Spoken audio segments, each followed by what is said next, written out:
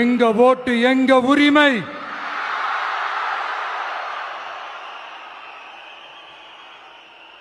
எங்களை யாரும் விலைக்கு வாங்க முடியாது.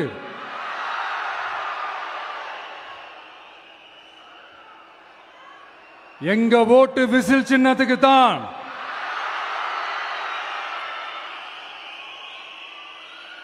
யாரையும் நம்பி ஏமாற மாட்டோம். எங்க வார்த்தையிலிருந்து மாற மாட்டோம். இது நிஜம். ஒரு குட்டி கதையிலிருந்து ஆரம்பிப்போமா?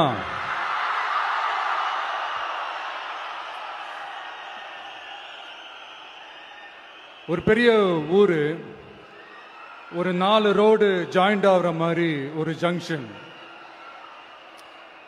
ஒரு பிஸியான ஏரியா, ஆள் நடமாட்டம் அதிகமா இருக்கக்கூடிய ஒரு ஏரியா.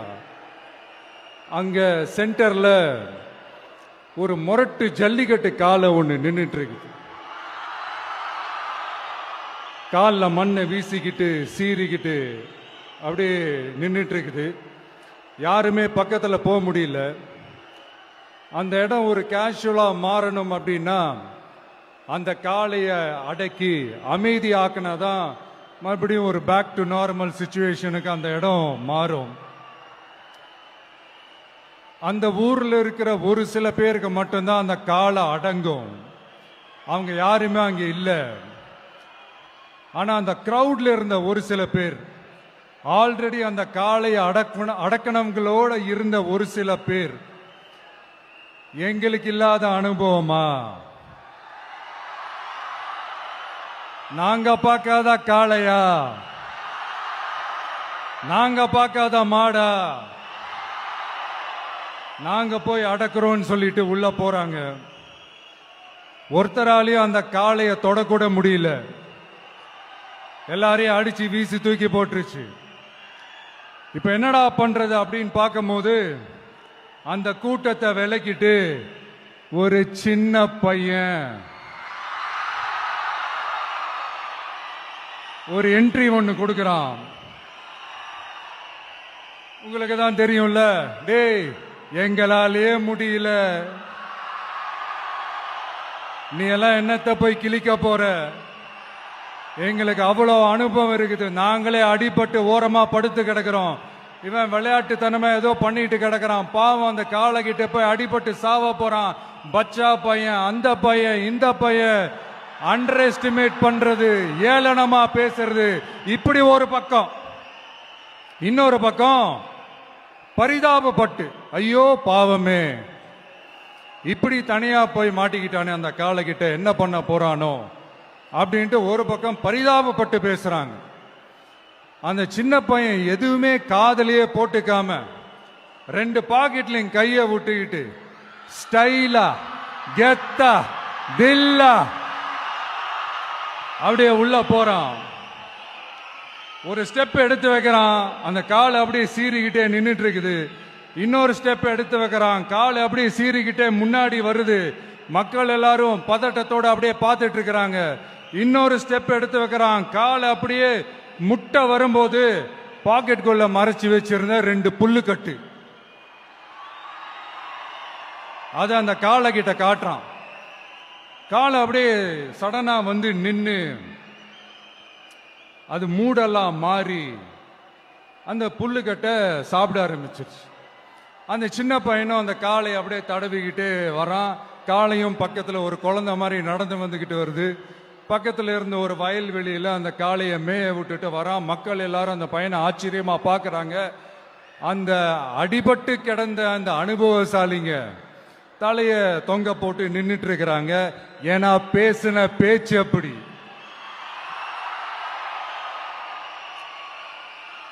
வாய் இருக்குன்றதுக்காக நக்கலுமா நையாண்டியுமா நச நச நச நசன் ஒரே பேச்சு.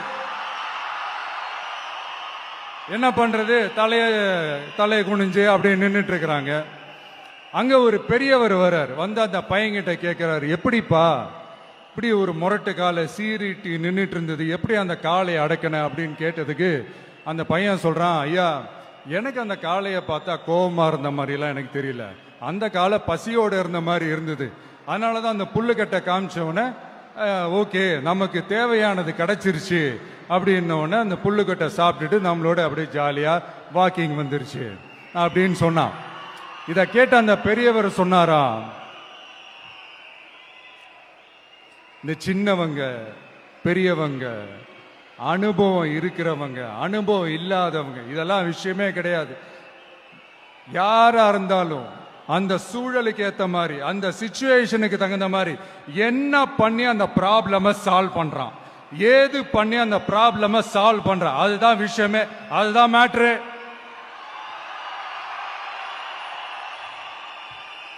ஸோ நீ சூப்பர்ப்பா, என்ன ப்ராப்ளம் வந்தாலும் நீ சால்வ் பண்ணிடுவ அப்படின்னு முதுகுல தட்டி கொடுத்துட்டு அந்த பெரியவர் போறார்.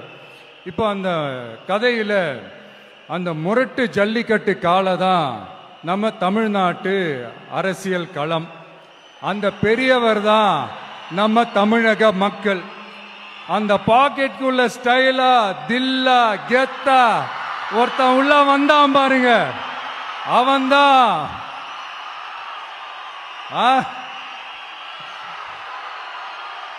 நான் இல்லைங்க, நான் இல்லை, நானு நீங்க நாம எல்லாருமா சேர்ந்து மாபெரும் மக்கள் சக்தியா இருக்கக்கூடிய நம்ம டிவிக்கு, அதுதான் அந்த சின்ன பையன்.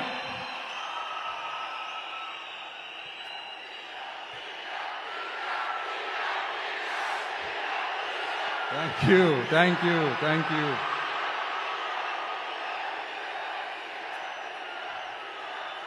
மக்களை நேசிக்கிற ஒரு நல்ல தலைமை இல்லாததுனால இத்தனை வருஷமா வேற வழி இல்லாம ஸ்டாலின் சார் கொடுத்த அந்த பொய்யான வாக்குறுதிகள் எல்லாத்தையும்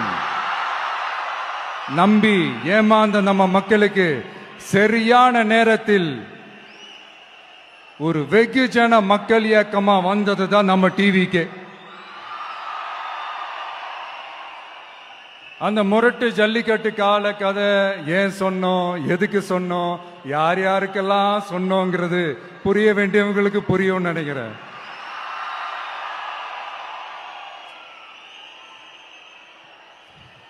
இப்போ நாம ஒவ்வொரு வீட்டில் உயிரா உணர்வா இருக்கிறோம். ஆனா நான் உங்க எல்லாரையும் நேரில் சந்திக்கணும், நீங்க இருக்கிற ஊருக்கே உங்களை சந்திக்கணும் அப்படின்றதுதான் எனக்கு மனசுல இருக்கிற ஒரு பெரிய ஆசை. ஆனா அந்த சிச்சுவேஷன் ஒரு எதிர்கட்சியா இருந்து கேள்வி கேட்டுட்டு இருக்கிற இந்த நேரத்தில் நமக்கு எதிராக என்ன சூழ்ச்சிகள்லாம் நடக்குதுன்றது உங்க எல்லாருக்குமே நல்லா தெரியும். அதனால இப்போ உங்களுக்கு ஒரு வாக்குறுதியை கொடுக்கிறேன், நம்மளுடைய ஆட்சி அமைஞ்சதும் ஒவ்வொரு கிராமத்துக்கும் நான் நேரடியா வந்து என்னுடைய சொந்தங்களாகிய உங்க எல்லாரையும் நான் சந்திக்கிறேன்.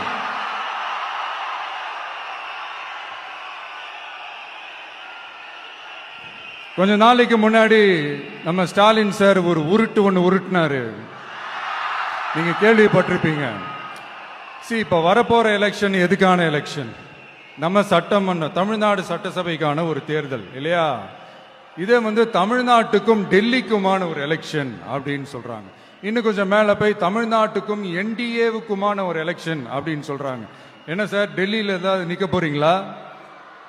அப்புறம் ஏன் தமிழ்நாட்டுக்கும் டெல்லிக்குமான ஒரு எலெக்ஷன் சொல்றீங்க? அப்புறம் இது ஏதாவது பார்லிமெண்ட் எலெக்ஷனா? பிரதமர் பதவிக்கு ஏதாவது போட்டி போடுறீங்களா? அப்புறம் ஏன் தமிழ்நாட்டுக்கும் என்டிஏவுக்குமான ஒரு எலெக்ஷன் சொல்றீங்க? எங்களுக்கு புரியலையே சார், இது என்ன லாஜிக்னு எங்களுக்கு புரியலையே. எந்த எலெக்ஷனை எப்படி டீல் பண்ணணும், எப்படி ஹேண்டில் பண்ணணும்ன்றது நம்ம தமிழ்நாட்டு மக்களுக்கு தெளிவா தெரியும். நம்ம தமிழ்நாட்டு மக்கள் மாதிரி ஒரு தெளிவான மக்களை நீங்க பார்க்கவே முடியாது. சூப்பர் கிளாரிட்டியோட சூப்பர் மக்கள் சார் நம்ம மக்கள். இந்த போருக்கு போறதுக்கு முன்னாடி தான் இந்த படை பரிவாரங்களோட போவாங்கன்னு கேள்விப்பட்டிருக்கிறேன். ஆனா நீங்க என்னடானா இந்த ஒண்ணுத்துக்கும் உதவாத இந்த பால் டப்பாவை உருட்டிக்கிட்டு இருக்கீங்களே சார். உண்மையிலே இந்த எலெக்ஷன் எதுக்கான எலெக்ஷன் சொல்லட்டுமா? தமிழ்நாட்டு மக்களுக்கும் ஊழலுக்கும் நடக்கிற போர், தமிழ்நாட்டு மக்களுக்கும் லஞ்சத்துக்கும் நடக்கிற போர், தமிழ்நாட்டு மக்களுக்கும் இந்த நிர்வாகத்தை சரியா செய்யாத இந்த திமுக அரசுக்கும் நடக்கிற போர். அதாவது தமிழ்நாட்டு மக்களுக்கும் உங்க ஆட்சிக்கும் நடக்கிற போர். தமிழ்நாட்டு மக்களுக்கும் ஸ்டாலின் சாருக்கும் நடக்கிற போர். இன்னும் சுருக்கமா சொல்லணும்னா, விஜய்க்கும் ஸ்டாலின் சாருக்கும் நடக்கிற போர்.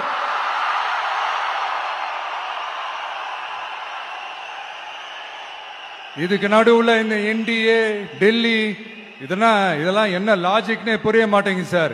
தமிழ்நாடு தான் விஜய், இந்த விஜய் தான் தமிழ்நாடு.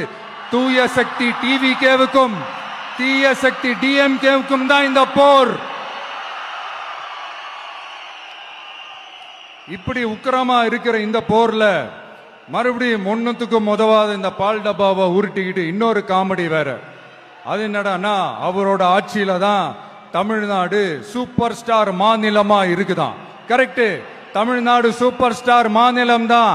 காமராஜர் அவர்கள் டைம்ல, அண்ணா அவர்கள் டைம்ல, எம்ஜிஆர் அவர்களோட ஆட்சியில.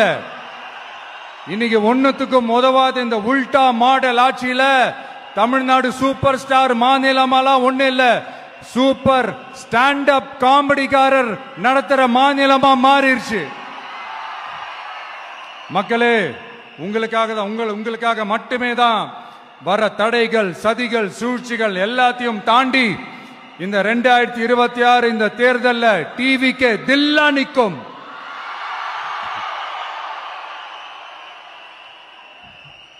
இதுவரைக்கும் நடந்த எலெக்ஷன் வேற, இப்ப நடக்க போற எலெக்ஷன் வேற. ஒவ்வொரு 5 இயர்ஸுக்கும் நடக்கிற எலெக்ஷன் மாதிரி இதை நினைச்சிடாதீங்க. 50 வருஷத்துக்கு ஒரு வாட்டி நடக்க போற ஒரு எலெக்ஷன் மாதிரி இது. அதிசய எலெக்ஷன். ஒரு எலெக்ஷன்ல அவங்களோட எதிரிகளை தான் எதிர்ப்பாங்க, அப்படிதான் எதிர்ப்பாங்க, அதுதான் யதார்த்தமும் கூட. ஆனா இந்த எலெக்ஷன்ல தான் ஒட்டுமொத்தமா எல்லாருமா சேர்ந்து ஒருத்தனை எதிர்க்கிறாங்க. ஒட்டுமொத்தமா எல்லாருமா சேர்ந்து இந்த விஜயை எதிர்க்கிறாங்க. ஏன்னா இந்த விஜய் ஊழலை எதிர்க்கிறான், லஞ்சத்தை எதிர்க்கிறான், மக்களோட மக்களா நிக்கிறான். அந்த மக்கள் அவன் கூட நிக்கிறாங்க. அந்த காண்டு எப்படி? அந்த காண்டு தான் ஒட்டுமொத்தமா எல்லாருமா சேர்ந்து ஒருத்தனை எதிர்க்க காரணம். நீங்க எப்படி வேணா எதிர்த்துக்காங்க, ஆனா போட்டி 2 பேருக்கு நடுவில் உள்ளதான். ஒண்ணு இன்னொன்னு. இந்த எலெக்ஷன் டேல மேக்சிமம் என்ன பண்ணுவீங்க? போவீங்க, ஓட்டு போடுவீங்க, வருவீங்க, அவ்வளவுதான் உங்களுடைய பார்ட்டிசிபேஷன். ஆனா இந்த எலெக்ஷன்ல நீங்க பங்கெடுத்துக்க போறீங்க. எஸ், உங்க வீட்டில் இருக்கிற ஒரு விஜய் தான், உங்க வீட்டில் இருக்கிற ஒரு விஜய் தான் வேட்பாளரா நிக்க போறாங்க. உங்க வீட்டில் நிக்கிற ஒரு வேட்பாளர்னா அப்ப உங்க வீட்டில் இருக்கிற மத்தவங்க எல்லாருமே வாக்காளர்கள் தானே. உங்க அம்மா, உங்க அப்பா, உங்க அண்ணன், உங்க தம்பி, உங்க சொந்தம் டிவிக்கு வேட்பாளர் அப்படின்னா அப்ப உங்க ஓட்டு விசில் சின்னத்துக்கு தான் எல்லாருக்குமே தெரியும். ஏன், நம்மளோட எதிரிகளுக்கு கூட அது நல்லாவே தெரியும். அதனாலதான் நமக்கு எதிராக அவ்வளவு அவதூறு பரப்புறாங்க. என்னென்ன அவதூறு பரப்புறாங்கன்றது உங்களுக்கே நல்லா தெரியும். ஆனா அவங்களுக்கு தெரியாது, என் மேல அவதூறு பரப்புனா அது மக்கள் மேல அவதூறு பரப்புற மாதிரின்னு. எனக்கு அரசியல் தெரியலன்னு சொன்னா அது மக்களுக்கு அரசியல் தெரியலன்னு சொல்ற மாதிரின்னு. என்ன அசிங்கமா பேசினா அது மக்கள் அசிங்கமா பேசுற மாதிரின்னு. எனக்கு எதிராக செய்யற ஒவ்வொரு செயலும் அது மக்களுக்கு எதிராக செய்யற செயல் அவங்களுக்கு தெரியாம போச்சு. இந்த விஜயும் மக்களும் வேறு வேறு இல்லை. இந்த விஜயும் மக்களும் ரத்தமும் சதையும் மாறி, உடலும் உயிரும் மாறி, ஒன்னிலிருந்து ஒண்ண பிரிக்கவே முடியாது. எஸ், சென்சிட்டிவான சென்டிமெண்ட், அது சென்சிட்டிவான சென்டிமெண்ட்.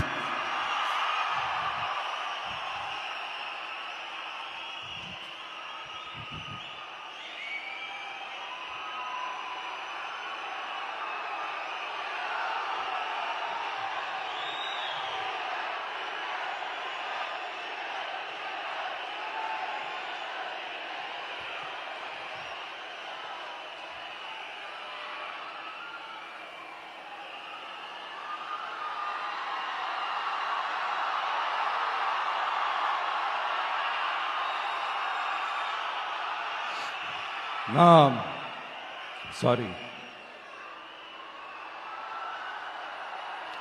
இதை யாரும் அசைக்க முடியாது. மக்களை நேசிக்கிற விஜய் வேணுமா, மக்கள் விரோத ஆட்சி நடத்துற ஸ்டாலின் சார் வேணுமா? இந்த விஜய் நம்புறீங்களா, ஸ்டாலின் சார் நம்புறீங்களா? Proof, this is the proof.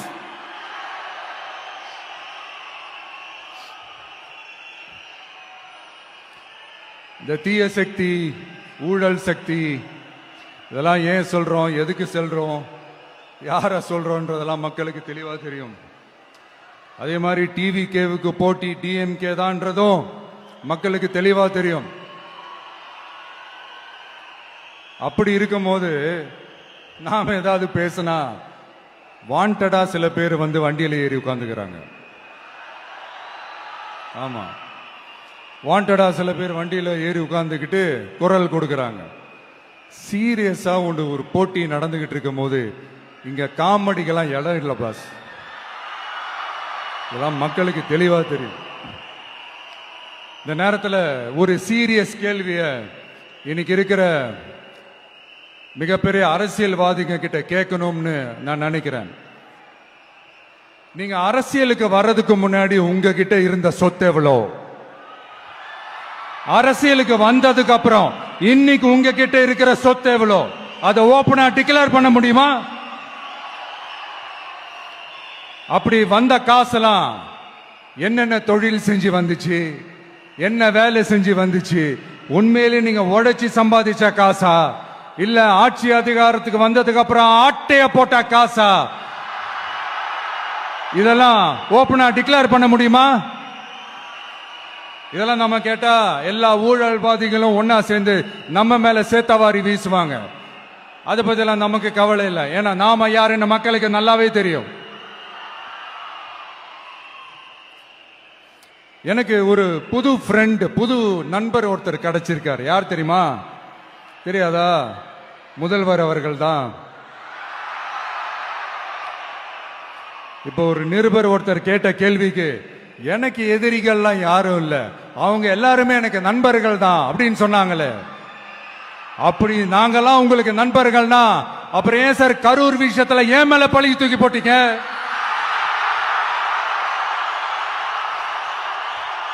உங்களுக்கு மனசாட்சின்னு ஒண்ணு இருந்தா அப்படி பேசிருப்பீங்களா?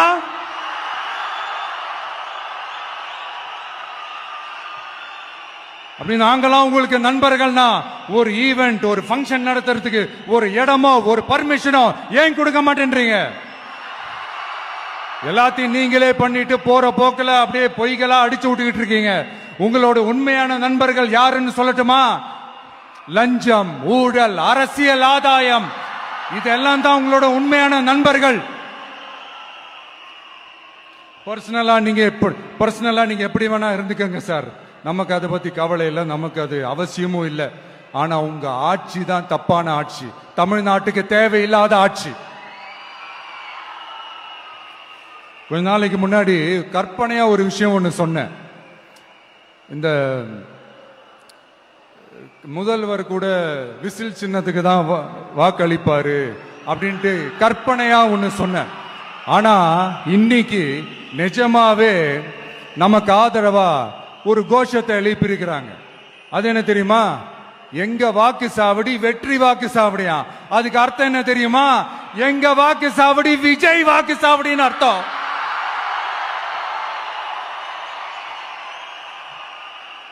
அது சரி, மக்களோட இந்த ஆதரவை பார்த்துட்டு அவர் அறியாமலே எப்படி பேசிட்டாரு என்னமோ தெரியல. 50 வருஷம் எக்ஸ்பீரியன்ஸ் அரசியல்ல, உண்மை என்னன்னு ஒத்துக்கிட்டு தானே ஆகணும்.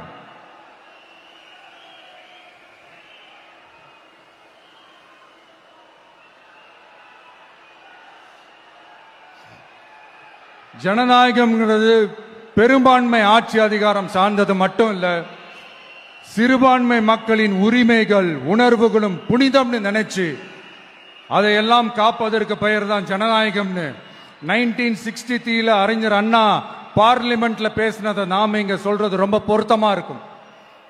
அறிஞர் அண்ணா சொன்னதுதான் டிவிகேவோட நிலைப்பாடும். இந்த ஸ்டாண்ட்ல நாம 100% உறுதியா இருப்போம். யாருக்காகவும் எதுக்காகவும் இதுல சமரசமே கிடையாது.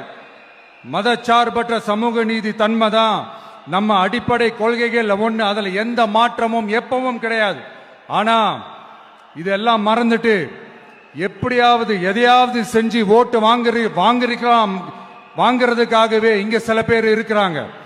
அவங்கள மாதிரி நமக்கு அப்படி சில பிரச்சனைகள்ல எரியற நெருப்புல எண்ணெய ஊத்துற எண்ணமே இல்ல.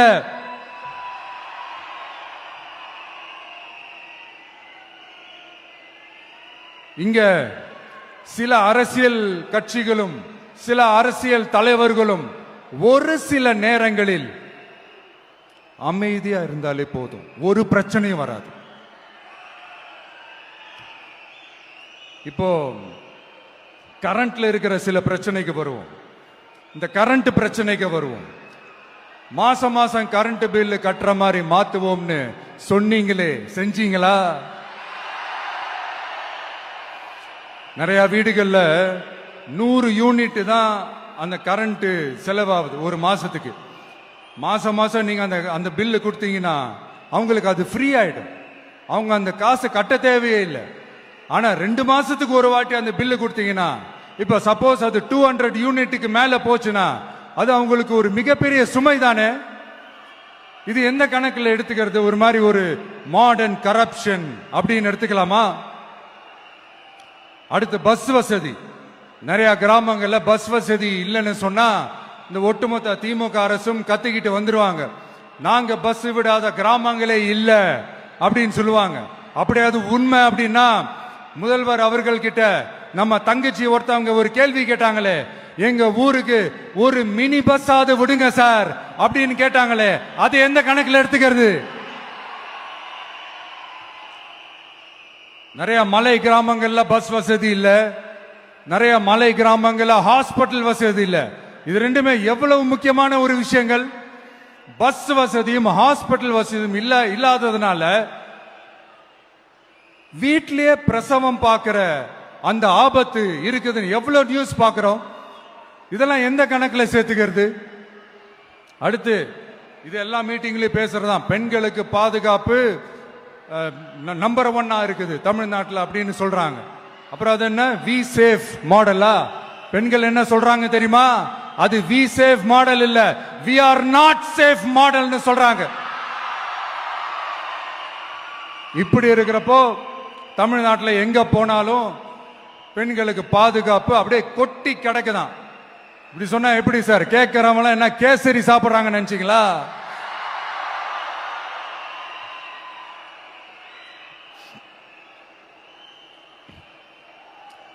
அடுத்து இந்த சட்டம் ஒழுங்கு, அது காணாம போய் ரொம்ப நாள் ஆச்சு. இவன் வேற, இந்த விஜய் வேற, எங்க போனாலும் இந்த மக்கள் கிட்ட இந்த சட்டம் ஒழுங்கை பத்தி பேசி ஞாபகப்படுத்திக்கிட்டே இருக்கான்னு முதல்வர் அவர்கள் அவங்க கூட இருக்கிறவங்க கிட்ட எல்லாம் சங்கடப்பட்டாராம். நாம் என்ன பண்றது? நாம தான் தமிழ்நாட்டோட விசில் ப்ளோயர் ஆச்சே. நாம எப்படி சைலண்டா இருக்க முடியும்? நாமளும் கேள்வியா கேட்கிறோம், ஆனா பதிலாம் வந்த மாதிரியே தெரியல. இருந்தா தானே வர்றதுக்கு, வச்சுக்கிட்டா வஞ்சனை பண்றாரு. 5 வருஷமா பதிலே சொல்லாம அப்படியே கடந்து வந்துட்டாரு. ஆனா இனிமே அப்பெல்லாம் இருக்க முடியாது, பதில் சொல்லி ஆகணும். மக்களே, இந்த தீய சக்தி, இந்த அட்ராசிட்டிய ஒரு எண்டு கார்டு போடணும் அப்படின்னா அவங்கள சுவிட்ச் ஆஃப் பண்றது தான் ஒரே சொல்யூஷன். அதுக்கான ரிமோட் தான் வரப்போற எலெக்ஷன். அந்த ரிமோட்ல நீங்க அழுத்த வேண்டியது ஒரே ஒரு ஆப்ஷன், அதுதான் நம்ம விசில் சின்னத்தோட பட்டன். இத 4 விஷயத்தை நீங்க செஞ்சாலே போதும். ஒவ்வொரு இவிஎம் மெஷின்லயும் விசில் சின்னத்துக்கு நேரா இருக்கிற அந்த பட்டனை பச்சக்கு பச்சக்கு பச்சக்குன்னு ஒரு அழுத்துங்க. எப்படி? அவ்வளவுதான். நாம காஞ்சிபுரத்தில் பேசும்போது நம்மளுடைய விஷன் என்னன்னு சொன்னோம். இப்ப அதனுடைய கண்டினியூஷனா சில விஷயங்கள் இங்க நான் சொல்லணும்னு ஆசைப்படுறேன். இப்பவும் சொல்றேன், உறுதியா சொல்றேன், சத்தியமா சொல்றேன். பெண்கள், பெண் குழந்தைகள், ஆண் குழந்தைகள் பாதுகாப்பு நம்ம ஆட்சியில நம்பர் 1 இருக்கும். சட்டம் ஒழுங்கு ரொம்ப ரொம்ப ஸ்ட்ரிக்டா இருக்கும். அரசு பள்ளிக்கூடங்களும் கல்லூரிகளும் முதல் தரமா இருக்கும். போட்டி தேர்வுகளுக்குன்னு லட்சங்களை கொட்டி தனி கோச்சிங் சென்டர் போய் படிக்க அவசியமே இருக்காது. ஏன்னா கவர்மெண்ட் ஸ்கூல், காலேஜ் சிலபஸே போட்டி தேர்வுகளை ஈஸியா சந்திக்கிற வகையில் அந்த ஸ்டாண்டர்டுக்கு ஏத்த மாதிரி அமைக்கப்படும். உயர்நிலை பள்ளி பாடத்திட்டங்களிலேயே அடிப்படை அரசியல் சாசன சட்டம் சேர்க்கப்படும். மாநில மற்றும் ஒன்றிய அரசு அலுவலகங்கள், வங்கிகளின் செயல்பாடுகள் மற்றும் அவற்றை அணுகும் முறை குறித்து மாணவர்களுக்கு தெளிவான புரிதலை ஏற்படுத்தும் வகையில் தேர்வுகள் அற்ற செயல்முறை பாடமாக கற்பிக்கப்படும். இந்தியா முழுக்க உள்ள ஒன்றிய அரசு சார்ந்த கல்வி நிலையங்கள் மற்றும் அதன் சேர்க்கை அட்மிஷன் குறித்து புரிதலும் தெளிவும் மாணவர்களுக்கு உருவாக்கப்படும். அனைத்து அரசு பள்ளிகளிலும் பெண் குழந்தைகளுக்கு சுத்தமான, சுகாதாரமான மற்றும் தரமான கதவுகள் பொருத்தப்பட்ட ரெஸ்ட் ரூம்கள் அமைப்பது உறுதி செய்யப்படும். போதைப் பொருட்கள் இல்லாத தமிழகம் உருவாக்கப்படும். மாவட்ட கலெக்டர்கள் மற்றும் எஸ்பிக்களில் சரி பாதி பெண்களாக இருக்கும்படி செய்வோம். மலை கிராமங்களில் அரசு ஆரம்ப சுகாதார நிலையங்கள் பிரசவம் பார்க்கும் வசதியுடன் அமைக்கப்படும். பஸ் போக்குவரத்து இல்லாத கிராமங்கள் மற்றும் மலை கிராமங்களே இல்லை என்ற நிலை உருவாக்கப்படும். ஏற்கனவே அமைப்பு சாரா தொழிலாளர்கள் அமைப்பு இருந்தாலும் ஆட்டோ, டாக்ஸி மற்றும் லாரி டிரைவர்களுக்கென அவர்களின் நலன்களுக்காகவும் குடும்ப நலன்களுக்காகவும் தனியாக நல வாரியம் அமைக்கப்படும். தென் தமிழகம் உட்பட தமிழகத்தின் தேவையான பகுதிகளில் தொழிற்சாலைகள் அமைக்கவும் தொழில் வளம் பெருக்கவும் தனி கவனம் செலுத்தப்படும். விவசாயிகள், மீனவர்கள் மற்றும் நெசவாளர்களின் கருத்துக்களை அறிந்து அவர்களுக்கான திட்டங்கள் காலத்தின் தேவைக்கேற்ப உருவாக்கப்படும். இப்போ நம்ம ஸ்டாலின் சார் அறிவாலயம் பக்கத்தில் யாரு நடந்து போனாலும், அறிவாலயம் பக்கத்தில் யாரு நிழலுக்கு ஒதுங்கினாலும் கூட்டணியில சேர்த்துக்கிறாரு. அந்த கொள்ளையடிச்சிருக்கிற வச்சிருக்கிற பணத்துல ஒரு பங்கு ஒண்ணு கொடுத்து, இந்த அதுக்கு பேர் கல்லாப்பெட்டி கூட்டணின்னு வச்சிருக்கிறேன். அந்த கல்லாப்பெட்டி கூட்டணியை ரொம்ப கஷ்டப்பட்டு சேர்த்திருக்கிறார். ஆனா அவருக்கு நான் சொல்றேன், இந்த அறத பழைய கூட்டணி கணக்குகளோ இந்த கொள்ளையடிச்ச பணத்தையே வச்சு எங்க மக்களை ஏமாத்தி எல்லாம் ஜெயிக்க முடியாது. ஏன்னா இது மாபெரும் மக்கள் சக்தியான வித்தியாசமான விசில் புரட்சி எலெக்ஷன்.